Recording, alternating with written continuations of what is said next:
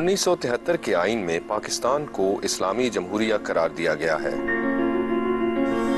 اور کہا گیا ہے کہ پاکستان میں کوئی قانون قرآن و سنت کے منافی نہیں بن سکتا، اور اس بات کا عزم کیا گیا ہے کہ پاکستان میں شریعت کے نفاذ کے لیے بتدریج اقدامات کیے جائیں گے۔ یہ اہم اقدام نفاذ شریعت کے آرڈیننس کا اجرا ہے جو فوری طور پر نافذ العمل ہوگا۔ مگر ان وعدوں کے باوجود آج بھی سودی لین دین جاری ہے۔ اقلیتیں اپنے حقوق مانگ رہی ہیں، اسکولوں اور مدرسوں کی تعلیم کے مابین خلیج بڑھ رہی ہے، حکمران اسلامی طرز زندگی کے قریب بھی نہیں آتے۔ ایسے میں اسلامی نظام کیسے قائم کیا جا سکتا ہے؟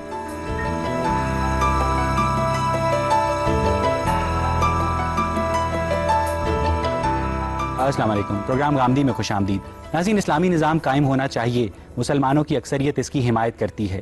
کیسے قائم ہونا چاہیے، مسلمانوں کی اقلیت بھی اس پر متفق دکھائی نہیں دیتی۔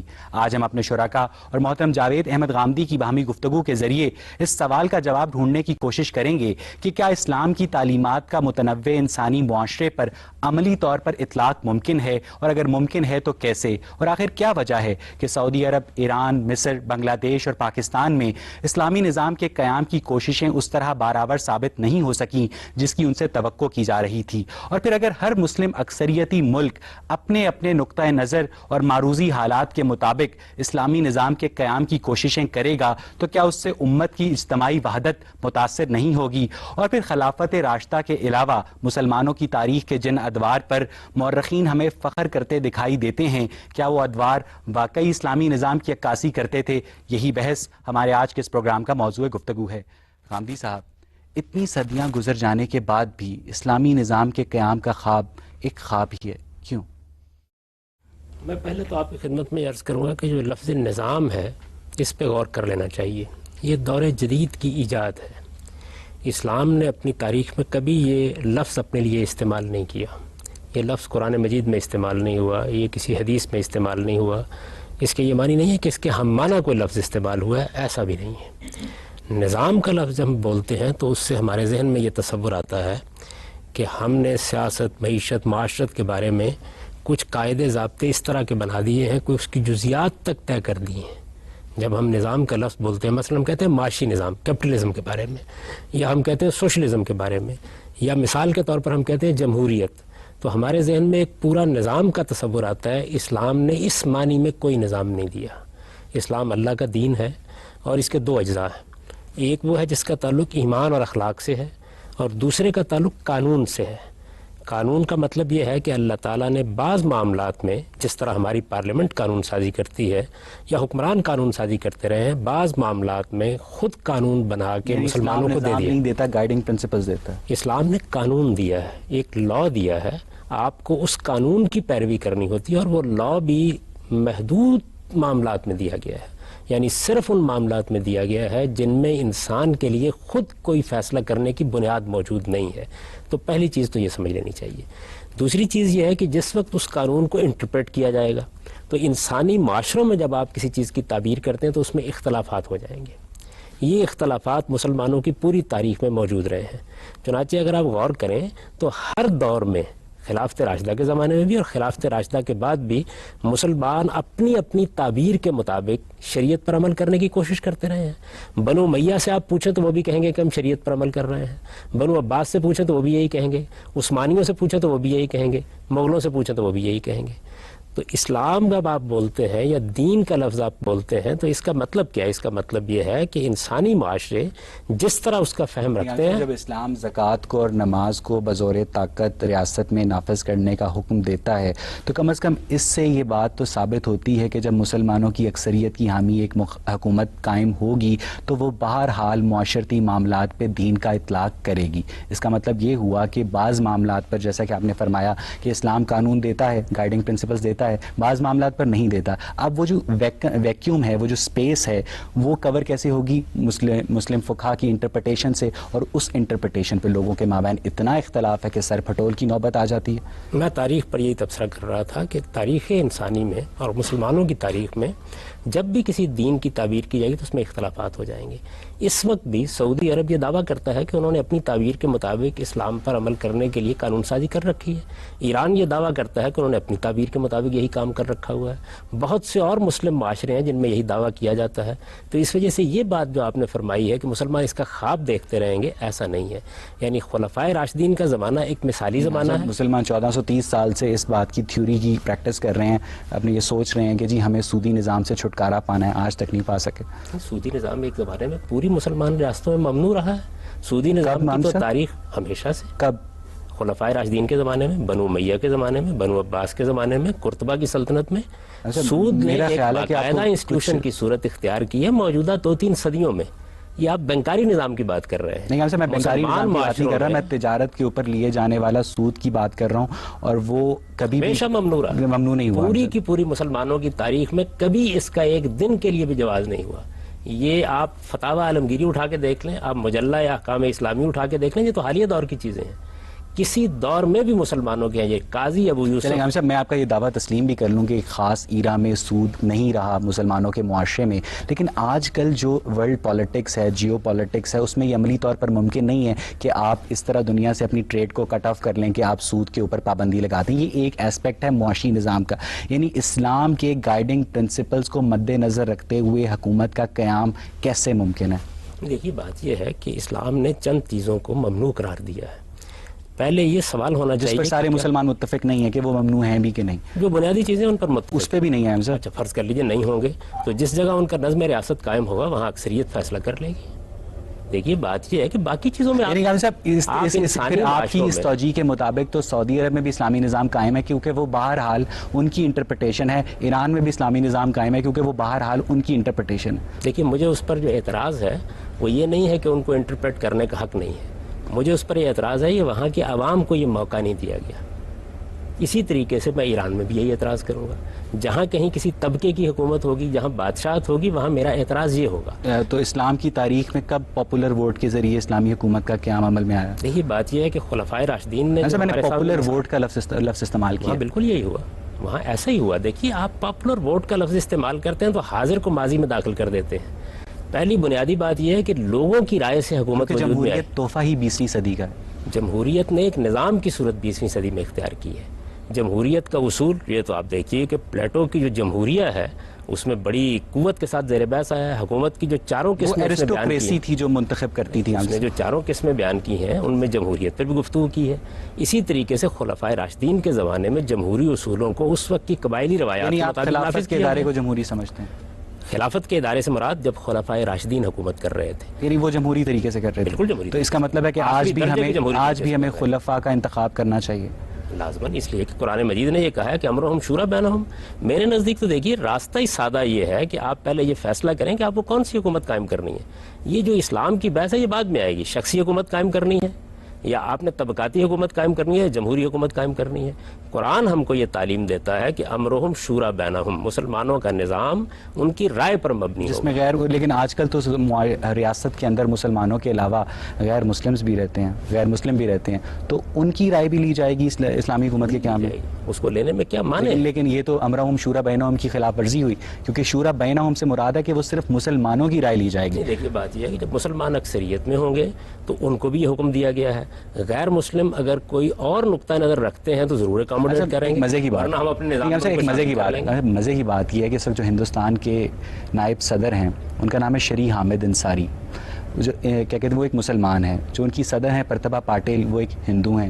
جو ان کے وزیر اعظم ہیں منموہن سنگھ وہ ایک سکھ ہیں, اور جو اکثریتی پارٹی کانگریس کی سربراہ ہیں سونیا گاندھی وہ ایک عیسائی ہیں. وہاں ریلیجس ٹالرنس اس سیکولرزم کی دین ہے جو ان کے کانسٹیٹیوشن میں شروع میں پنڈت صاحب نے داخل کر دیا تھا. یہ بات یہ ہندوستان کا معاشرہ جس نوعیت کا تھا وہاں وہی نظام بہتر تھا, اسی نظام کو قائم کیا گیا. ہر قوم کو حق حاصل ہے کہ وہ اپنے لیے نظام کا انتخاب کرے, اور ہر قوم کو حق حاصل ہے کہ وہ جمہوری طریقے پر اپنا نظم و نسق چلائے. میرے نزدیک بنیادی مسئلہ جس کو آپ اٹھا رہے ہیں وہ اسلامی نظام کا نہیں ہے. بنیادی مسئلہ مسلمان معاشروں میں جمہوریت کا ہے. مسلمان معاشروں میں اس وقت 57-58 ممالک ہیں. کتنے ملکوں میں حقیقی جمہوری معاشرہ قائم ہے؟ حقیقی جمہوری معاشرے کا مطلب یہ ہے کہ لوگوں کو یہ موقع دیا جائے کہ وہ اپنے حکمرانوں کا انتخاب کریں, ان کا احتساب کریں, وہ قانون سازی پارلیمنٹ کے ذریعے سے کریں, اکثریت کی رائے کے مطابق قانون یہاں بنائیں. سے گفتگو کا سلسلہ آگے بڑھائیں گے, لیکن ناظرین اس سے پہلے وقت ہوا ایک بریک کا. حاضر ہوتے ہیں بریک کے بعد.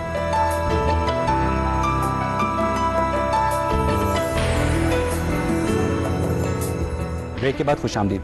خاندی صاحب, آپ فرما رہے ہیں کہ مسلمانوں کو آج تک جمہوری طریقے سے حکومت منتخب کرنے کا موقع ہی نہیں دیا گیا. ہم صاحب, آپ کو نہیں لگتا کہ اس جرم بے لذت میں مذہبی علماء بھی برابر کے شریک ہیں؟ کوئی شبہ نہیں, انہوں نے بھی غلطیاں کی ہیں. دیکھیے, مختلف معاشروں کے اندر جتنے بھی طبقات ہوتے ہیں, ان طبقات میں سے باشعور طبقات سب سے بڑھ کر مورد الزام ہوتے ہیں. اگر دانشور غلطی کرتے ہیں, علماء غلطی کرتے ہیں, سائنسی علوم کے ماہرین غلطی کرتے ہیں, تو وہ ایک بڑی غلطی بن جاتی ہے. اللہ تعالیٰ نے دنیا میں تقسیم ایسے کر رکھی ہے کہ اس میں کچھ لوگ ہوتے ہیں جو ذہنی لحاظ سے باقی لوگوں سے برتر ہوتے ہیں. انہی لوگوں کو فیصلے بھی کرنے ہوتے ہیں اور ان کے فیصلوں سے عوام متاثر بھی ہوتے ہیں. وہ غلطی کریں گے, اس کے اثرات بہت دور میں دور آپ تک. کی بات سے 100% اتفاق کرتا ہوں کہ ذہنی طور پر عوام سے کچھ لوگ بہرحال برتر سطح پر ہوتے ہیں, وہ لوگ پالیسی میکرز ہوتے ہیں, وہ لوگ عوام کے ٹرینڈ سیٹرز ہوتے ہیں. لیکن غامی صاحب, دوسری جانب آپ یہاں ایک تھوڑا سی ایرسٹوکریسی کی طرف آپ ٹلٹ لیتے ہیں, لیکن آپ جب حکومت منتخب کرنے کی بات کرتے ہیں تو آپ ان جوہلا کے ذریعے حکومت کو منتخب کرانے کی بات کرتے ہیں, جو رکشہ چلاتا ہے, جو تانگا چلاتا ہے, جو سائیکل چلاتا ہے, جو اسٹیشن کے اوپر کلفیاں بیچتا ہے. تو ہم صاحب یہ تضاد کیوں؟ دیکھیے, ان کو حق حاصل ہے کہ وہ ان لوگوں کا انتخاب کریں جو ان کی رہنمائی کریں. صاحب, وہ تو اسمگلر کو بھی منتخب کر لیں گے جو ان کو ہسپتال بنا کے دے یا سڑک بنا کے دے, انہیں آئیڈیالوجی سے کچھ نہیں لینا اس کا دینا. مطلب یہ ہے کہ آپ نے اپنے لوگوں کی تعلیم تربیت کا اہتمام نہیں کیا. اچھا, وہ تربیت کیسے ہوئی؟ وہ تربیت کیسے ہوگی؟ ہم سب یہی, وہ تربیت کیسے ہوگی؟ تربیت اس طریقے سے ہوگی جس طرح خدا نے جو نظام بنا رکھا ہے, اس میں جو لوگ بھی اہل دانش ہیں, جن لوگوں کی بھی اللہ تعالیٰ نے برتر ذہنی صلاحیتیں دی ہیں, وہ اپنی سوسائٹی کے معلم بن کے کھڑے ہوں. سارے معاشروں میں ایسے ہی ہوتا ہے. افلاطون ایک بڑا معلم تھا. آپ کانسٹیٹیوشن کو شروع میں سیکولر قرار دینے کی سخت مخالفت کرتے ہیں کہ یہ جمہوری نہیں ہے, دوسری جانب آپ لوگوں کو ایرسٹوکریسی کی جانب سے تعلیم دینے کی حمایت کرتے ہیں. ہم سب کیوں؟ آپ لوگوں کو کسی نظریے کا پہلے کیوں پابند کرتے ہیں؟ یہی میں کہہ رہا ہوں معاشرے کو قائم ہونے دیجیے. آپ پابند کر رہے ہیں ایرسٹوکریسی کی تعلیم کا لوگوں کو, کہ پہلے وہ لوگوں کو تعلیم دیں اور پھر وہ انہیں منتخب کریں. پابند کرنے کے لفظ پر ذرا نظر ثانی کر لیجئے. پابند کرنے کا مطلب یہ ہوتا ہے کیسے تعلیم دی جائے گی؟ نہیں, تعلیم دینے کا کام فطری طریقوں سے ہو رہا ہوتا ہے. میں تعلیم دے رہا ہوں, آپ تعلیم دے رہے ہیں, ہمارے معاشرے میں بے شمار لوگ تعلیم دے رہے ہیں, صحافی تعلیم دے رہے ہیں, میڈیا کے لوگ تعلیم دے رہے ہیں, اساتذہ درسگاہوں میں تعلیم دے رہے ہیں. گجرانوالہ کے قریب ایک گاؤں ہے, اس میں کچھ لوگ رہتے ہیں جو صبح سے لے کر شام تک روزی روٹی کے چکروں میں پھنسے رہتے ہیں. انہیں پتہ نہیں ہے کہ اسلامی نظام کیا ہوتا ہے, انہیں یہ بھی نہیں پتہ سیکولرزم کیا ہوتا ہے, انہیں یہ پتہ نواز شریف ہوتا ہے, بے نظیر ہوتی ہے, دیٹس اٹ. ہم سب ان تک آپ اپنا میسج کیسے پہنچائیں گے, ان کے اندر کیسے وہ کیپیبلٹی آپ بلٹ ان کریں گے کہ وہ اپنا نمائندہ منتخب تھوڑا کر سا سکیں؟ حسن زن قائم کر لیجئے. میں دیہاتی آدمی اور میں آپ کو بتاتا ہوں کہ دیہات میں لوگ کس طرح کی نظریاتی بحثیں کرتے ہیں, کیسی فطری وزڈم ان کے پاس ہوتی ہے, کس طرح دین و ایمان کے مسائل پر وہ گفتگو کرتے ہیں. ہماری سوسائٹی میں مسجد کا ادارہ صدیوں سے قائم ہے. میں ایک دیہات سے تعلق رکھنے والا آدمی ہوں, میں آپ کو بتاتا اگر وہ اتنی ہوں. وزڈم رکھتے ہوتے تو اس طرح کے لوگ منتخب کرتے ہیں. نہیں, دیکھیے بات یہ ہے, اس طرح کے لوگ جب آپ کہتے ہیں تو اس کا مطلب یہ ہے کہ ابھی ہمارے حکمرانوں کو کیسا ہونا چاہیے اس کا ہم نے کوئی بہتر شعور لوگوں میں پیدا نہیں کیا. سوسائٹی کے اندر ان میں وہ بہتر شعور نہیں ہے, لیکن ان کے اندر وہ فوک وزڈم ہے جو صدیوں سے منتقل ہوتا ہے. شبہ ہی نہیں, وہ چیز بڑی قیمتی دولت ہے. آپ ان کو مزید ایجوکیٹ کریں گے, ان کی مزید ہم سب کیسے ایجوکیٹ کریں گے؟ سوسائٹی میں خدا نے جو بندوبست کر رکھا ہوا ہے, آپ ایسے لوگ پیدا ہوتے رہتے ہیں جو تعلیم کا بندوبست. ہمارے ہاں ہوا کیا ہے, ہمارے ہاں جو اچھے معلم خدا نے پیدا, اسکول لیول پر ان کی تعلیم کا کوئی بندوبست نہیں ہو سکتا ایسے. دیکھیے میری بات سنیں, سوسائٹی کئی سطحوں کے اوپر تعلیم کا بندوبست کرتی ہے. والدین اپنے بچوں کی تعلیم کا بندوبست کرتے ہیں. سب سے پہلے بچہ پیدا ہوتا ہے, یہ تو آپ چانس کے اوپر جا رہے ہیں کہ جس بچے کے والدین اچھے تھے وہ اچھی تعلیم پا گیا. پورے سوال کا جواب سن لیں. پہلا مرحلہ والدین کی تعلیم کا ہے. اس کے بعد کون سے ایسے والدین ہیں کہ جو اپنے بچوں کو عمومی تعلیم نہیں دینا چاہتے, وہ سلسلہ شروع ہو جاتا ہے.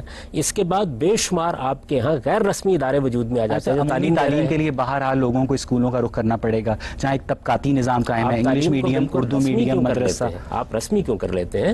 تعلیم غیر رسمی طور پر بھی ہو رہی ہے. ہم اس وقت غیر رسمی تعلیم کا اہتمام بچہ جب اسکول جائے گا تو وہ ٹیکسٹ بکس پڑھے گا, نصاب پڑھے گا, نصاب گورنمنٹ بنائے گی, گورنمنٹ کی اپنی کچھ پالیسیز ہوتی ہیں, اس نے نیشنلزم انکلکیٹ کرنا ہوتا ہے, اس نے ریلیجس فرور انکلکیٹ کرنا ہوتا ہے, تو ہم سب وہ بہرحال اس کی کنڈیشننگ کر دے گا. جیسے سوویت یونین کیا کرتا تھا, نارتھ کوریا کیا کرتا ہے, کیوبا کیا کرتا ہے, کہ وہ بچوں کے اندر ایک خاص قسم کا پیٹریوٹزم, جس کو جو فلاسفرز ہوتے ہیں سیوڈو پیٹریوٹزم سے تعبیر کرتے ہیں, ان کے اندر انکلکیٹ کر. یہ بڑی جعلی کنڈیشننگ ہوتی ہے ہم سے. دیکھیں میں آپ سے اور آپ اس کی حمایت کر رہے ہیں. نہیں, میں اس کی حمایت نہیں کر رہا. میرے نزدیک اس میں ایک نہایت متوازن نقطہ نظر جو انسانیت نے صدیوں سے سیکھا ہے وہ یہ ہے کہ بچے کی جو پہلی 12 سال کی تعلیم ہے 18 سال کی عمر تک, یہ ہمیشہ سوسائٹی اسے دیتی ہے. مجھے آپ صرف یہ بتا دیں کہ پاکستان کو ہم کیس اسٹڈی کے طور پہ لیتے ہیں, بھول جاتے ہیں مصر کو, سعودی عرب کو, بنگلہ دیش کو, ایران کو, ہم صرف پاکستان کی بات کرتے ہیں.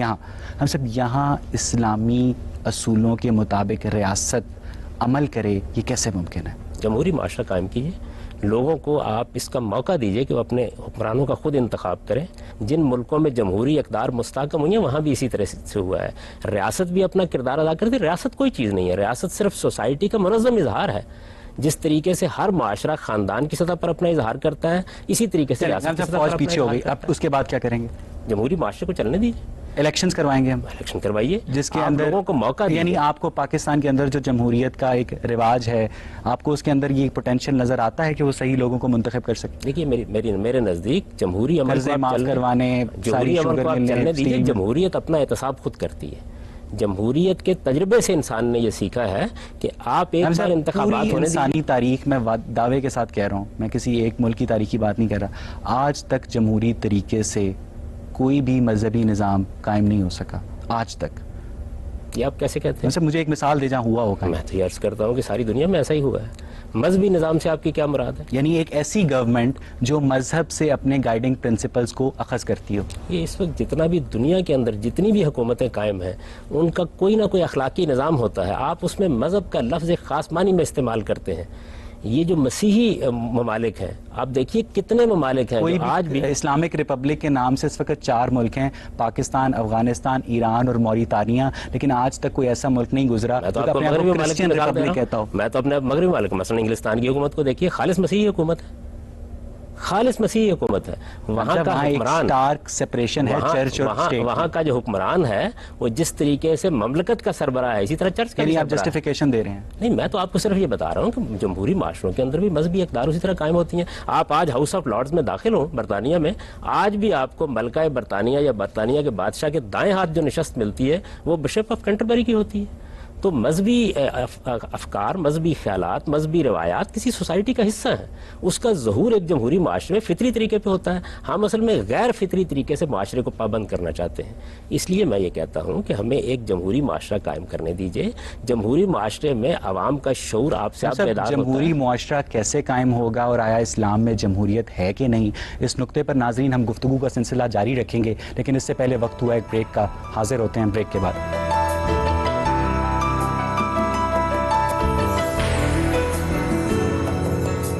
بریک کے بعد خوش آمدید. جی آپ پوچھیے. جی صاحب, آپ نے جو اسلامی نظام کے حوالے سے بات کی, چلے ہم آپ کے کہنے پہ نظام کی انٹرپریٹیشن ہٹا ہی دیتے ہیں. تو جب اسلام کو ہم کمپلیٹ کوڈ آف لائف کہتے ہیں تو اس میں ہمارے پاس اس کی عملی مثالیں جو ہیں صحابہ کرام کی زندگی میں ہیں.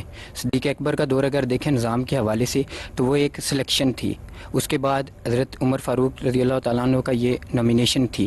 اس کے بعد حضرت علی کا اس طرح ریفرینڈم ہوا. عثمان رضی اللہ تعالیٰ عنہ کا الیکٹوریل کالج نے اس کا فیصلہ کیا. تو ان لوگوں نے کیا پورا نظام اسلام ہمارے سامنے پیش نہیں کیا جس میں ساری چیزیں تھیں؟ اس کے اندر عدل و انصاف بھی تھا, قضاء کا معاملہ بھی تھا, سیکیورٹی بھی تھی, اور تمام زندگی کے شعبجات بھی تھے. وہ چیزیں جن کا تعلق مسلمان معاشرے کے اندرونی نظم سے ہے, اس میں قرآن مجید کی ہدایت یہ ہے کہ امرہم شورا بینہم.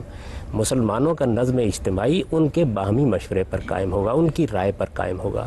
خلفائے راشدین نے بھی اسی اصول کو اپنے زمانے کے حالات کے لحاظ سے روبہ عمل کیا تھا.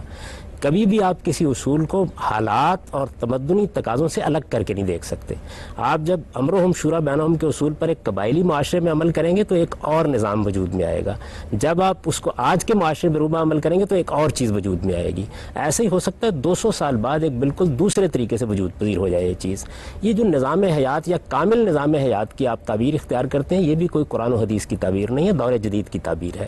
خلفائے راشدین ہوں یا آج کے لوگ ہوں, ایک چیز ہے اسلام کی دی ہوئی باتیں وہ تو صرف وہ ہوں گی جو قرآن میں بیان ہوئی ہیں, جو رسالت مآب صلی اللہ علیہ وسلم نے واضح کر دی ہیں.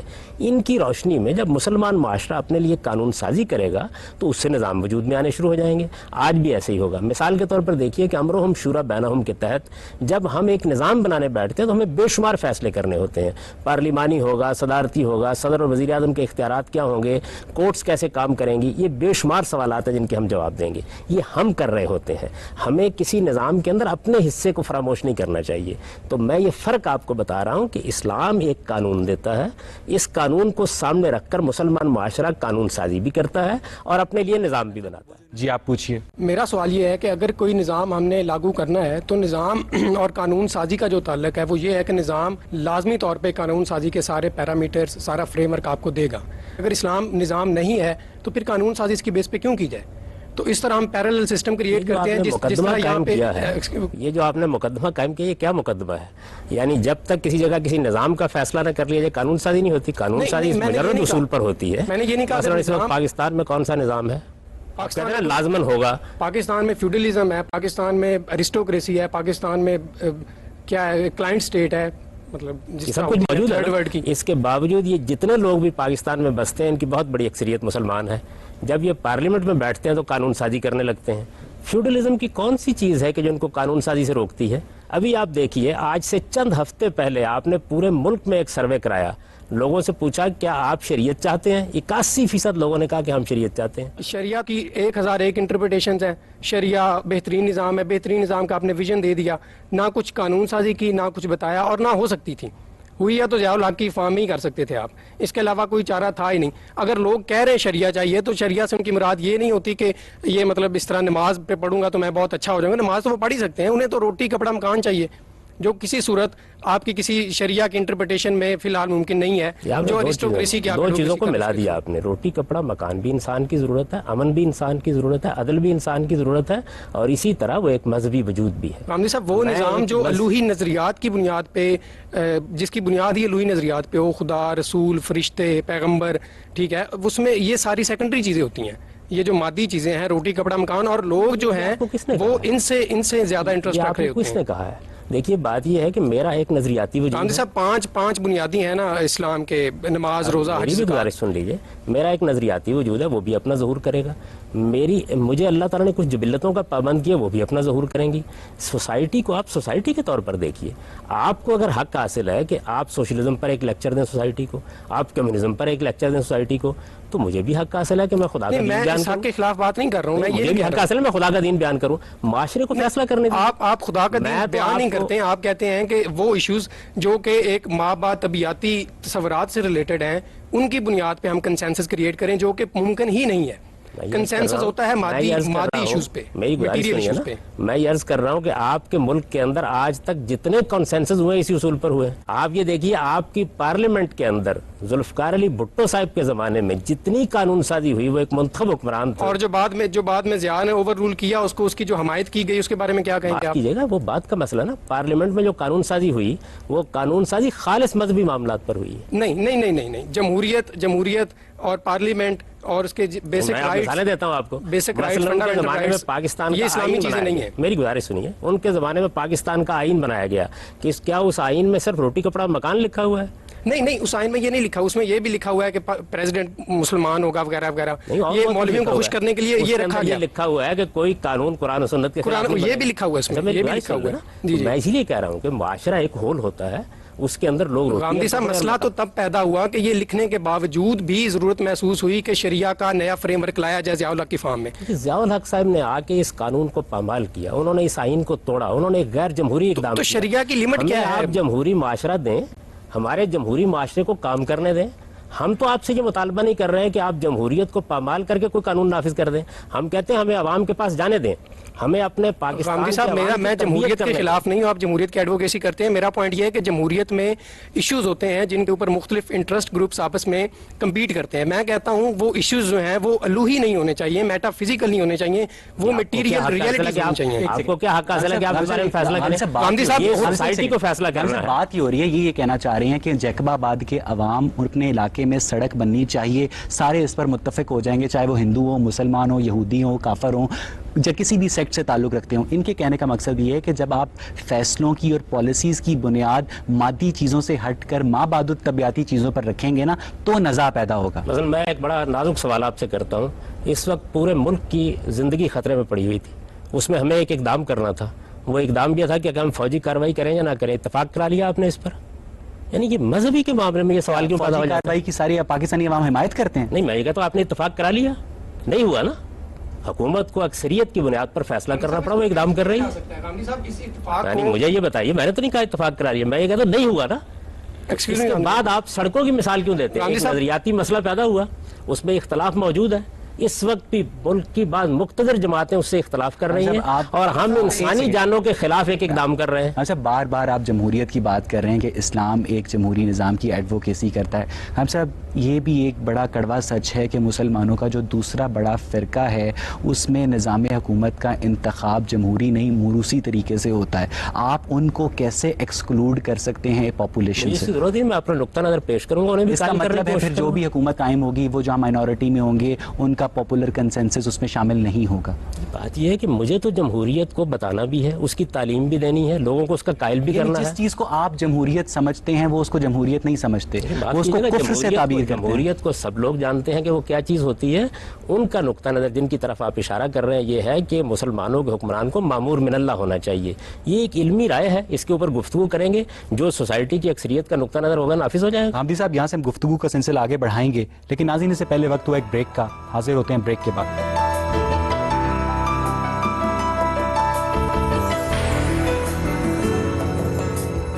بریک کے بعد خوش آمدید.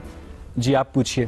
میرا کوشچن یہ ہے کہ اگر ہم چلے جائیں 1949 میں اور اسلامک جو پاکستان پہلی ہماری ریزولوشن وچ واز پاس 1949 اور جس کو ہمارے کانسٹیٹیوشن کا حصہ بنا دیا گیا.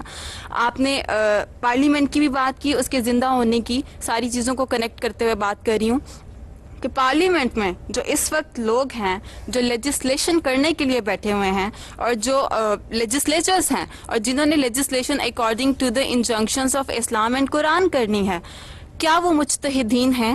اگر ہم جوڈیشری کی بات کریں تو آج تک ہم لوگ برٹن انہیریٹڈ لاز اس وقت پاکستان میں امپلیمنٹ کیے ہوئے ہیں. اس میں آپ کو ایگزامپلس اگر دینا چاہوں تو ایک آپ ایگزامپل لے لیں کہ اگر ہم بات کریں مسلم فیملی لاز آرڈیننس کی، جس کے ساتھ ہم ورڈ مسلم لگاتے ہیں، کہ وہاں پر بھی جب بات آتی ہے انہیریٹنس کی اور دادا کی جو وراثت ہے وہ پوتے تک کیسے جائے گی، یہاں پر ہمارے MFLO میں that is not according to Islamic injunctions. تو یہ میرا question I want to complete it.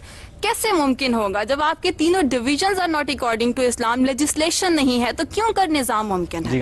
دیکھیے، آپ نے جو سوال کیا نا کہ مجتہدین بیٹھے ہوئے ہیں، مجتہدین کسی پارلیمنٹ میں نہیں ہوتے. جو عام قانون سازی ہو رہی ہوتی ہے اس میں بھی قانون کے ماہرین نہیں بیٹھے ہوئے ہوتے. سوسائٹی میں مجتہدین موجود ہوتے ہیں، وہ اپنی آرا دیتے ہیں. معاشرے میں تو ہم بات کرتے ہیں اسلامی نظام کیسے آئے گا؟ آپ نے سوال کیا، میرا جواب نہیں، آپ کسی بات سے میں آپ کے ایک ایک نقطے کا جواب دے دوں گا اگر آپ مجھے اجازت دیں گی تو. دیکھیے، بات یہ ہے کہ جس وقت کسی سوسائٹی کا آپ جائزہ لیتے ہیں تو اس کے اندر مجتہدین پیدا ہوتے رہتے ہیں. ہمارے معاشرے کے اندر بھی ایسے اہل علم موجود ہیں جو اسلامی علوم کے ماہرین ہیں، وہ اپنی آراء دے رہے ہیں، اپنا نقطہ نظر بیان کر رہے ہیں. پھر آج ہی نہیں، 14 صدیوں کی تاریخ ہمارے پاس ہے، اس میں بڑے جلیل القدر مجتہدین پیدا ہوئے ہیں، ان کی آراء بھی ہمارے پاس موجود ہے. جب پارلیمنٹ میں کوئی مسئلہ زیر بحث آئے گا تو یہ ساری آراء پارلیمنٹ کے سامنے آئیں گی. جس طرح فرد اپنے لیے انتخاب کرتا ہے کہ اسے امام ابو حنیفہ کی رائے ماننی ہے، شافعی کی رائے ماننی ہے، آپ نے بھی یقیناً اپنی زندگی کے لیے یہی انتخاب کیا ہوگا. تمام مسلمان کرتے ہیں. تو جب انفرادی زندگی میں مجھ کو یہ حق حاصل ہے کہ میں کسی مجتہد کی رائے کو، کسی صاحب علم کی رائے کو اختیار کر لوں، تو مجھے اجتماعی طور پر بھی حق حاصل ہے. اتنی عقل اللہ تعالیٰ نے مجھے اپنے سارے نکات پر گفتگو کر لینے دیجیے. اتنی عقل اللہ تعالیٰ نے ہر انسان کو دی ہوئی ہے کہ وہ اپنے لیے ایک صحیح بات کا انتخاب کر لے. ہر آدمی مجتہد نہیں ہوتا، ہر آدمی ماہر قانون نہیں ہوتا، ہر آدمی سائنسدان بھی نہیں ہوتا. ہماری پارلیمنٹ کو طبی معاملات میں بھی قانون سازی کرنی ہوتی ہے. کیا شرط لگائی جائے گی کہ سارے ڈاکٹر ہونے چاہیے وہاں؟ نہیں. ماہرین ابھی اس ٹاپک ہے، اس دور میں اسلامی نظام کی بات ہو رہی ہے. اگر آپ انٹرنیشنل سیناریو بھی دیکھیں، امت مسلمہ کے حالات بھی دیکھیں، تو اس وقت جو ملٹی سیکٹیرین سوسائٹی ہے پاکستان کی، اگر بات ٹائٹل ہے کیسے ممکن ہے، تو اس وقت جو ملٹی سیکٹیرین سوسائٹی ہے یہ کیسے ایگریڈ ہوں گے اور کیسے ایک متفقہ قانون سازی عمل میں لائی جائے گی؟ آپ نے ایک لفظ استعمال کیا، متفقہ. آپ جمہوری اصول کو مانیں، لوگوں کو بحث کرنے دیں، اپنی رائے بیان کرنے دیں. نظام کے لیے لفظ متفقہ میں نے یوز کیا. اس کی بھی کوئی ضرورت نہیں ہے. نظام کیسے امپلیمنٹ. اس وقت میں صرف آپ نظام کا کی لفظ بات آپ کر رہی بول رہی ہوں. ہیں، میں نہیں بولا. میرے نزدیک پارلیمنٹ کو آپ آزادانہ موقع دیجئے قانون سازی کا. معاشرے کو میری گزارش سن لیجئے، آپ نے سوال کیا ہے تو میرا جواب بھی سن لیجئے. پوری سوسائٹی کو موقع دیجئے کہ وہ جن چیزوں کے بارے میں قانون سازی کرنا چاہتی ہے کرے. آپ نے مسلم فیملی لا آرڈیننس کا ذکر کیا. آپ کے نزدیک اس میں ایک شک ایسی ہے جو خلاف اسلام ہے. سوسائٹی کو ایجوکیٹ کریں. جب سوسائٹی کو آپ ایجوکیٹ کریں گی، اس کے نتیجے میں ماہرین قانون بھی ایجوکیٹ ہوں گے، اس کے نتیجے میں ہماری سیاسی جماعتیں بھی ایجوکیٹ ہوں گی، اس کے نتیجے میں ہماری صحافت بھی ایجوکیٹ ہوگی. بالکل. اس آپ کا کی ظہور گفتگو آہستہ سے ہی آہستہ ایک آپ کی کوشچن پارلیمنٹ ارائز میں ہو ہوتا ہے، آپ کی گفتگو سے ہی کوشچن ارائز ہوتا ہے کہ جمہوری معاشرہ. Then what is the difference between democracy and Islamic democracy? اسلامی جمہوریہ پاکستان ہم کیوں یوز کرتے ہیں؟ یہ تو ان سے پوچھئے جنہوں نے یہ لفظ اختیار کیا ہے. میں تو اپنا نقطہ نظر آپ سے بیان کر رہا ہوں کہ خدا کے لیے اس معاشرے کو ایک جمہوری معاشرہ بننے دیجئے. لوگوں کو فیصلہ کرنے دیجئے کہ ان کو قانون سازی کس اصول پر کرنی ہے. ہمارا کام صرف یہ ہے کہ ہم اپنی سوسائٹی کو ایجوکیٹ کریں. معاشرہ جمہوری کیسے اسلام؟ میرے نزدیک دو نکات ہیں جس کے اوپر سوسائٹی کی صلاح و فلاح قائم ہے. سوسائٹی میں آزادانہ بحث ہونے دیجئے، لوگوں کو شائستگی کے ساتھ ایجوکیٹ ہونے دیجئے، اور پھر اس کے بعد معاشرہ جتنا مسلمان ہوتا ہے اتنا ہی اس کا ظہور پارلیمنٹ کے ذریعے سے ہو جاتا ہے. میرے نزدیک ہم مسلمانوں کی بڑی غلطی یہ ہے کہ ہم معاشرے سے زیادہ ریاست کو مسلمان کرنا چاہتے ہیں. بات یہ کہ معاشرے کو آپ جتنا مسلمان کریں گے، جتنی اس کی تعلیم دیں گے، جتنی تربیت کریں گے، اسی کا ظہور آہستہ آہستہ ہوتا چلا جائے. اسلامی جمہوریہ ہوگا. آپ اسلامی جمہوریہ کیوں کہتے ہیں؟ دیکھیے بات یہ المملکۃ العربیہ سعودیہ ہے، سعودی عرب کی حکومت، اس کے نام میں کوئی اسلام کا لفظ داخل نہیں. ہم اصل میں ناموں کو بڑی اہمیت دیتے ہیں. میرے نزدیک آپ کا معاشرہ مسلمان معاشرہ ہے. مسلمان معاشرے کے جو عقائد ہوں گے، جو نظریات ہوں گے، آپ ایک جمہوری معاشرہ قائم ہونے دیجئے. وہ آپ سے آپ پارلیمنٹ اور ریاست کی سطح پہ ظہور صاحب یہاں سے ہم گفتگو کا سلسلہ آگے بڑھائیں گے، لیکن ناظرین اس سے پہلے وقت ہوا ایک بریک کا. حاضر ہوتے ہیں بریک کے بعد.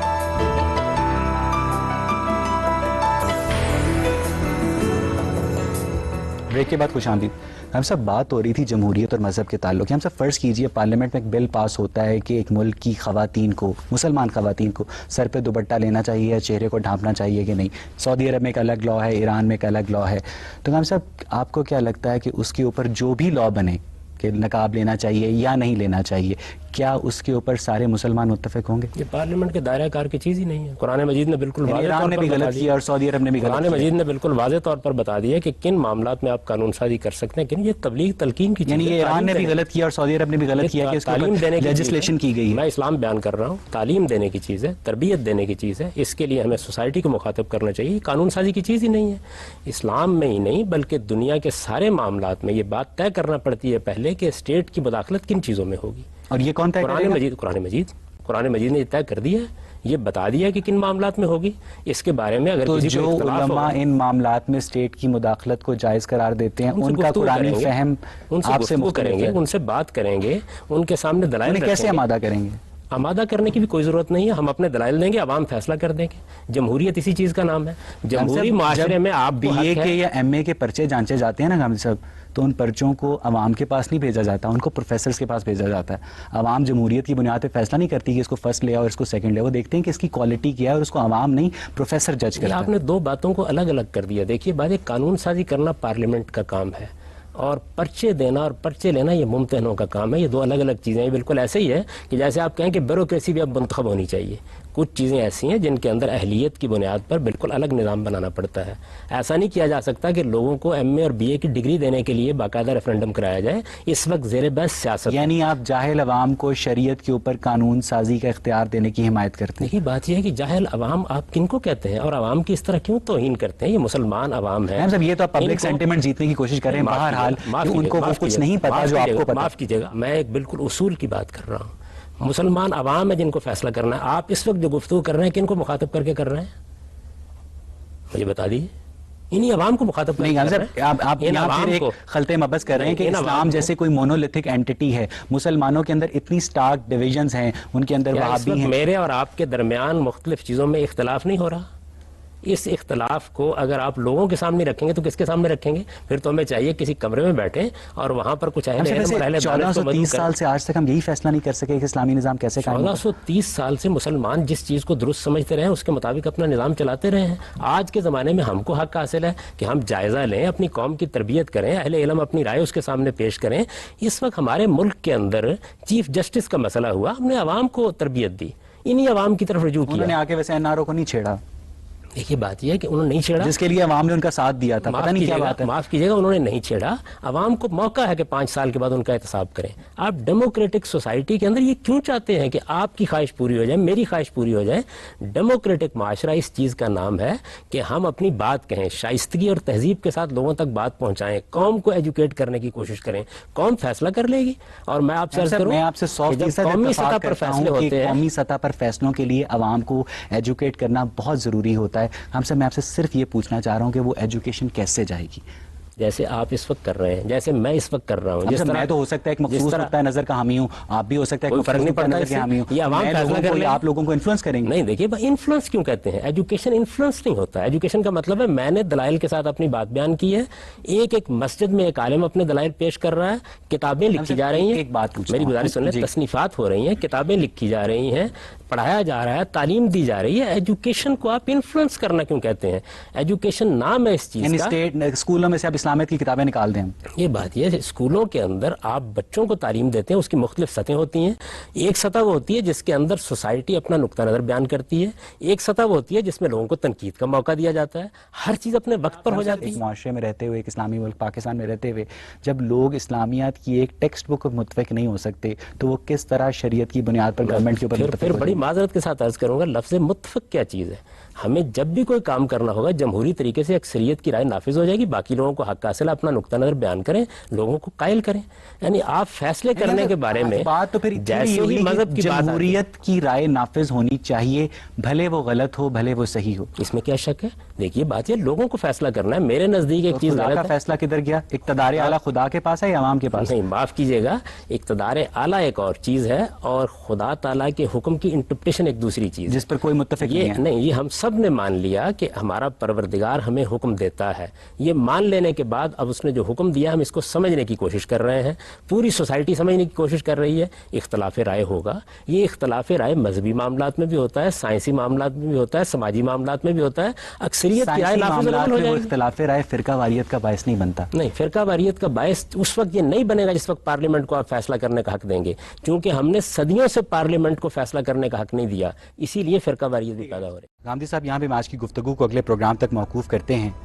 नाज़रीन, हमारी आज की बहस का मकसद उन नज़रियाती और अमली मसाइल का जायज़ा लेना था जो एक इस्लामी निज़ाम के क़याम की राह में रुकावट हैं।